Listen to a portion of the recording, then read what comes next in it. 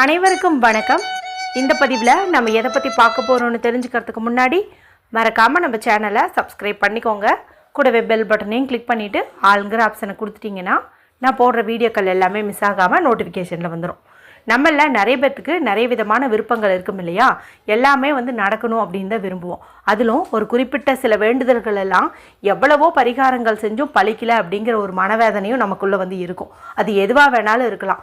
நல்ல வேலை கிடைக்காம இருக்கலாம், இல்லை பணம் நம்ம கையில் சேராமையே இருக்கலாம், அடுத்தது சொந்த வீடு அமைய மாட்டேங்குது, நிலம் அமைய மாட்டேங்குது, நல்ல இடத்துல திருமணம் அமைய மாட்டேங்குது. இவை எல்லாத்தையும் தாண்டி நிறைய பேர்த்துக்கு பார்த்திங்கன்னா குழந்தை இல்லாமல் தான் ரொம்பவுமே கஷ்டப்படுறாங்க. கல்யாணம் ஆகிட்டு இத்தனை வருஷம் ஆகுது, இன்னும் எங்களுக்கு குழந்தை பாக்கியம் கிடைக்க மாட்டேங்குது அப்படின்னலாம் ரொம்ப வருத்தப்படுறாங்க. நிறைய பேர் நம்மளுடைய கமெண்ட் செக்ஷனில் எங்கள் குழு சார்பாக கூட்டு பிரார்த்தனையும் செய்ய சொல்கிறாங்க. எல்லாருக்காகவும் நாங்கள் வேண்டிக்கிட்டு தான் இருக்கோம். கண்டிப்பாக அது நிறைவேறும். என்னதான் நாங்கள் பிரார்த்தனை பண்ணிக்கிட்டாலுமே நீங்களும் உங்கள் சார்பாக ஒரு சில வழிபாடுகள் செய்யும்போது, அதுவும் ஒரு குறிப்பிட்ட நேரத்தை பயன்படுத்தி நீங்கள் வழிபாடு செய்யும்போது நிச்சயமாக அது எப்பேற்பட்ட கோரிக்கையாக இருந்தாலும் நிறைவேறியே தீரும் அப்படின்னு சொல்லலாம். அப்படிப்பட்ட கேட்டதை கொடுக்கக்கூடிய நேரங்கள்னு பார்க்கும்போது நிறைய நேரங்கள் இருக்குது, சக்தி வாய்ந்த நேரங்கள். அதில் ஒன்று அப்படின்னு பார்க்கும்போது அபிஜித் நட்சத்திர நேரம் சொல்லலாம். அபிஜித் முகூர்த்தம் அப்படிங்கிறது வேற, அபிஜித் நட்சத்திரம் அப்படிங்கிறது வேற. இந்த அபிஜித் நட்சத்திரம் அப்படிங்கிறது 28வது வரக்கூடிய நட்சத்திரம் அப்படின்னு சொல்லலாம். நமக்கு இந்த 27 நட்சத்திரம் தான் தெரியும். நவகிரகங்கள் ஒவ்வொருத்தங்களுக்கும் 3 நட்சத்திரமாக பிரித்து கொடுத்த போது ஒரே ஒரு நட்சத்திரம் மட்டும் மிச்சம் இருந்து தான். அப்போ தேவர்கள் கிருஷ்ண பரமாத்மா கிட்ட கேட்கும்போது கிருஷ்ண பரமாத்மா திருவோண நட்சத்திரத்துக்கும் உத்திராட நட்சத்திரத்துக்கும் பிரித்து கொடுத்துடலாம் அப்படின்னு சொல்லி இந்த அபிஜித் நட்சத்திரத்தை பிரித்து கொடுத்தாங்க. மொத்தம் 24 நிமிடங்கள் வரும். இது மாதத்தில் ஒரு முறை தான் வரும். இந்த 24 நிமிடங்களும் யார் ஒருத்தங்க மனசை ஒருநிலைப்படுத்தி ஒரே கோரிக்கையை முன் வச்சு கேட்குறாங்களோ அவங்க கேட்கக்கூடிய விருப்பங்கள் எப்பேற்பட்டதாக இருந்தாலும் அது நடந்தே தீரும் அப்படின்னு சொல்லுவாங்க. அதாவது நம்மளுடைய தலையெழுத்துப்படி இதெல்லாம் நடக்காது, இதெல்லாம் உனக்கு கிடைக்காது அப்படின்னு பிரம்மா எழுதியிருந்தா கூட அதையெல்லாம் மாற்றி அந்த விருப்பத்தை நிறைவேற்றி தரக்கூடிய சக்தி இந்த அபிஜித் நேரத்துக்கு உண்டு அப்படின்னு சொல்லுவாங்க. இது ரொம்ப ரொம்ப சக்தி வாய்ந்த நட்சத்திரமாக இருக்கிறதுனால தான் இதை கலியுகத்தில் மனிதர்கள் தப்பாக பயன்படுத்திக்குவாங்கன்ட்டு கிருஷ்ண பரமாத்மா தன்னுடைய மயிலிறகுக்கு பின்னாடி இதை மறைச்சி வச்சுட்டாங்க அப்படின்னு சொல்லுவாங்க. இப்பேற்பட்ட சக்தி வாய்ந்த அந்த அபிஜித் நேரம் அப்படிங்கிறது பார்த்திங்கன்னா இந்த மார்ச் மாதம் நமக்கு 25ஆம் தேதி பங்குனி மாதத்தின் 11ஆம் தேதி நிறைஞ்ச செவ்வாய்க்கிழமை அன்று வருது. செவ்வாய்க்கிழமைங்கிறது முருகப்பெருமான் வழிபாட்டிற்கும் செவ்வாய் பகவான் வழிபாட்டிற்கும் ஏற்ற ஒரு நாள். மேலும் தீராத கடன் பிரச்சனையில் இருக்கிறவங்களுக்கு கடன் தீரணும்னு நினச்சி இந்த வழிபாடு செய்யலாம். குழந்தை பாக்கியம் இல்லாமல் தவிக்கிறவங்க இந்த நாளில் குழந்தை பாக்கியத்துக்காக செய்யலாம். வேலை கிடைக்காதவங்க வேலைக்காக, திருமணம் தடையாயிட்டே இருக்குதுன்னு நினைக்கிறவங்க தடைப்பட்ட திருமணம்லாம் நல்லபடியாக நடக்கணும் அப்படிங்கிறதுக்காக வழிபாடு செய்யலாம். மேலும் கிருஷ்ண பரமாத்மாவுக்கும் இந்த அபிஜித் நட்சத்திரத்துக்கும் நெருங்கிய தொடர்பு இருக்குது இல்லையா? கிருஷ்ணருக்குரிய, அதாவது பெருமாளுக்கு உரிய அந்த ஏகாதசி திதி அப்படிங்கிறதும் பார்த்திங்கன்னா இந்த முறை நமக்கு இதே நாள்லேயே வந்திருக்குது. அடுத்த சிறப்பு என்ன அப்படின்னு பார்த்திங்கன்னா லா ஆஃப் அட்ராக்ஷன் படி 1111 அப்படிங்கிற சேர்க்கையும் இங்கே அமைஞ்சிருக்குது. இந்த 1111 அப்படிங்கிறது பார்த்திங்கன்னா தலைமை பண்பு, மேலும் அடுத்த கட்டத்துக்கு முன்னேற்றம் அப்படிங்கிறத குறிக்குது. இந்த சிறப்பும் அதே நாள்லேயே நமக்கு அமைஞ்சிருக்கு. அடுத்த சிறப்பு என்ன பார்த்திங்கன்னா 2525, அதாவது 2525 அப்படிங்கிற சேர்க்கையும் அமைஞ்சிருக்குது. இது இங்கே எப்படி சாத்தியம் அப்படின்னு பார்த்திங்கன்னா இந்த தேதி 25, இந்த வருடமும் 25. அதே போல் இந்த 1111 சேர்க்கை எப்படி வந்ததுன்னு பார்த்தீங்கன்னா ஏகாதசி திதிங்கிறது அமாவாசை மற்றும் பௌர்ணமி முடிந்து வரக்கூடிய 11வது திதி. தமிழ் தேதியும் பார்த்திங்கன்னா பங்குனி 11ஆம் தேதி. இத்தனை சிறப்பும் சேர்ந்து அம்சமாக அமைஞ்சிருக்கக்கூடிய நாளில் இந்த அபிஜித் நட்சத்திரமானது அதிகாலை பிரம்ம முகூர்த்த நேரத்திலேயே வர்றது ரொம்ப ரொம்ப விசேஷம்னு சொல்லலாம். இது வரைக்கும் நீங்கள் அபிஜித் நேரத்தில் ஏதாவது கேட்டிருந்து அது கிடைக்கலினாலும் கூட பிரம்ம முகூர்த்த நேரத்தோடு வரக்கூடிய இந்த அபிஜித் நட்சத்திர நேரத்தை பயன்படுத்தி நீங்கள் எப்பேற்பட்ட கோரிக்கையை நம்பிக்கையோடு முன் வச்சாலும் அது கட்டாயம் நடந்தே தீரும் அப்படின்னு சொல்லலாம். அந்த நேரம் எப்போ வருது அப்படின்னு பார்த்தீங்கன்னா அதிகாலை 4:15 இருந்து 4:39 வரைக்கும் இருக்குது. மொத்தம் 24 நிமிடங்கள்.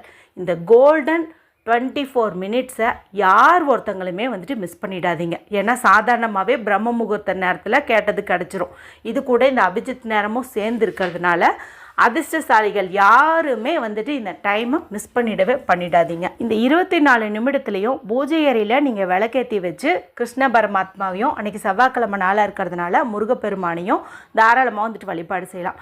இல்லைன்னா உங்களுடைய குலதெய்வம், இஷ்ட தெய்வம், அனுமந்தர் வழிபாடு, விநாயகர் பெருமான் வழிபாடுன்னு உங்களுக்கு பிடிச்ச தெய்வங்களையும் வந்துட்டு நீங்கள் வழிபாடு செய்யலாம். பூஜை அறையில் தீபம் ஏற்றி வச்சு வழிபாடு செய்யலாம். தீபமெல்லாம் ஏற்றாமல் அந்த 24 நிமிடத்துலையும் மனதை ஒருநிலைப்படுத்தி ஒரு மெடிடேஷன் போலவும் வந்துட்டு நீங்கள் இந்த நேரத்தை வந்து பயன்படுத்திக்கலாம். இந்த நேரத்தில் உங்களுக்கு தெரிஞ்ச மந்திரங்கள் ஏதாவது நீங்கள் சொல்கிறது சிறப்பு. ஓம் க்ளீம் கிருஷ்ணாய நம அப்படிங்கிற மந்திரத்தை சொல்கிறது சிறப்பு. இல்லைனா முருகப்பெருமானுடைய மந்திரங்கள் எதுவாக இருந்தாலும் நீங்கள் வந்துட்டு சொல்லலாம். இல்லைனா இப்போ நான் சொல்கிற இந்த மெத்தடை வந்துட்டு ஃபாலோ பண்ணுங்கள். நிச்சயமாக நீங்கள் நினச்ச காரியம் எப்பேற்பட்டதாக இருந்தாலும் அது நிறைவேறியே தீரும்.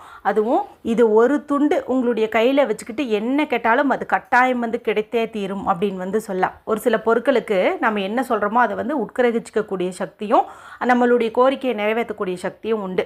அதில் ஒன்று அப்படின்னு பார்க்கும்போது சுக்கு வந்து சொல்லலாம். இந்த சுக்கு அப்படிங்கிறது பார்த்திங்கன்னா உலர்ந்த இஞ்சியை தான் வந்துட்டு நம்ம அப்படி சொல்லுவோம். சுக்குக்கு மிஞ்சிய மருந்தும் இல்லை, சுப்பிரமணியனுக்கு மிஞ்சிய கடவுளும் இல்லை அப்படின்னு சொல்லிட்டு முருகப்பெருமானையும் சுக்கையும் வந்துட்டு மேட்ச் பண்ணி ஒரு இது வந்து சொல்லுவாங்க. கரெக்டாக முருகப்பெருமான் வழிபாட்டுக்குரிய செவ்வாய்க்கிழமை நாளில் இந்த சுக்கை வந்துட்டு நாம் ஒரு பரிகாரத்துக்கு பயன்படுத்துகிறோம். அப்படிங்கும்போது நிச்சயமாக நம்மளுடைய கோரிக்கை எப்பேற்பட்டதாக இருந்தாலும் நிறைவேறும் அப்படின்னே சொல்லலாம். ஒரு சிறு துண்டு சுக்கு எடுத்து உங்களுடைய உள்ளங்கையில் வச்சுக்கோங்க. இடது உள்ளங்கையில் வச்சுக்கோங்க. வலது கை கொண்டு மூடிக்கோங்க.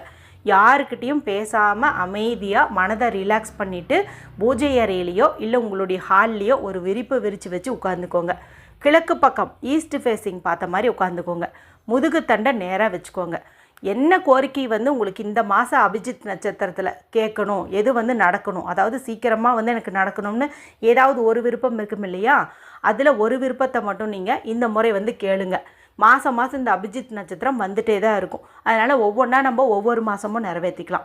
இந்த மாதம் எது எமர்ஜென்சியோ அதை மட்டும் நீங்கள் கேளுங்க. இப்போ சுக்க வச்சுட்டு முதுகு தன் நேரம் வச்சுட்டு நல்ல வேலை வேண்டும்னு கேளுங்க. இல்லை பணம் வந்து இவ்வளவு இருந்தால் இந்த மாதத்துக்கு உங்களுக்கு உதவியாக இருக்கும்னு நினச்சிங்கன்னா அது ஒரு அமௌண்ட் ஒரு 3 லட்சம்னு வச்சுக்கோங்களேன். 3 லட்சம் பணம் வேண்டும் அப்படிங்கிற மாதிரி வந்து கேளுங்க. நியாயமான கோரிக்கையாக வந்து இருக்கணும். ரொம்ப பேராசை இது பண்ண மாதிரி கேட்கக்கூடாது. எனக்கு 1 கோடி வேணும், 5 கோடி வேணும் அப்படிலாம் வந்து கேட்கக்கூடாது. ஒரு ரீசனபிளாக வந்து இருக்கணும். அந்த மாதிரி வந்து நீங்கள் கேட்கணும். இந்த மாதிரி வந்து அந்த 24 நிமிடங்களும் ஒரே கோரிக்கையவே நீங்கள் வந்துட்டு முன் வைக்கணும். நீங்கள் அலாரம் வந்து செட் பண்ணிக்கோங்க. அந்த ஸ்டார்டிங்லேருந்து அந்த 24 மினிட்ஸ் வரைக்கும் நீங்கள் செட் பண்ணிட்டு அந்த நேரத்தை வந்து முழுமையாக வந்து நீங்கள் பயன்படுத்திக்கோங்க. இந்த நேரத்தில் நீங்கள் தப்பி தவறியும் எதுவும் வந்து நெகட்டிவாக யோசிக்கவே கூடாது. அந்த கோரிக்கை வந்து நடந்துட்ட மாதிரி தான் நீங்கள் கற்பனை பண்ணணும். இப்போ உங்கள் கையில் 3 லட்சம் பணம் இருக்குது, உங்களுடைய பிரச்சனைகள் சால்வ் ஆகிடுச்சு, உங்களுக்கு நல்ல வேலை கிடச்சிருச்சு, உங்களுக்கு அழகான குழந்தை பிறந்துருச்சு, உங்கள் மடியில் படுத்துட்ருக்குது, நீங்கள் இப்போ சொந்த வீட்டில் உட்காந்துட்டு ஜாலியாக டிவி பார்த்துட்ருக்கீங்க. இந்த மாதிரி எல்லாத்தையும் நீங்கள் பாசிட்டிவாக தான் நினைக்கணும். இந்த மாதிரி நீங்கள் பண்ணினீங்கன்னாவே நிச்சயமாக வந்து அது நடந்தே தீரும். இவ்வளவு உறுதியாக சொல்கிறேன் அப்படின்னு பார்த்தீங்கன்னா பிரம்ம முகூர்த்தத்துக்கும் அபிஜித் நட்சத்திரத்துக்கும் தனித்தனியாக சக்தி உண்டு. அந்த 2 தனி சக்தி லா ஆஃப் அட்ராக்ஷனோடு அன்றைக்கி இணைஞ்சிருக்கக்கூடிய இந்த ஏஞ்சல் நம்பர்ஸ் எல்லாத்தினுடைய சக்தியும் ஒன்றிணைஞ்சு இருக்கக்கூடிய இந்த நேரத்தில் நம்ம எது கேட்டாலும் அது நடந்தே தீரும். வாய்ப்பை வந்து மிஸ் பண்ணிடாதீங்க. வீடியோ பிடிச்சிருந்தா மற்றவங்களோட ஷேர் பண்ணுங்கள், லைக் பண்ணுங்கள். ஏதாவது சந்தேகம் இருந்தால் கேளுங்க, தெளிவுபடுத்துகிறேன். மற்றும் ஒரு பயனுள்ள பதிவில் உங்களை சந்திக்கிறேன். நன்றி, வணக்கம்.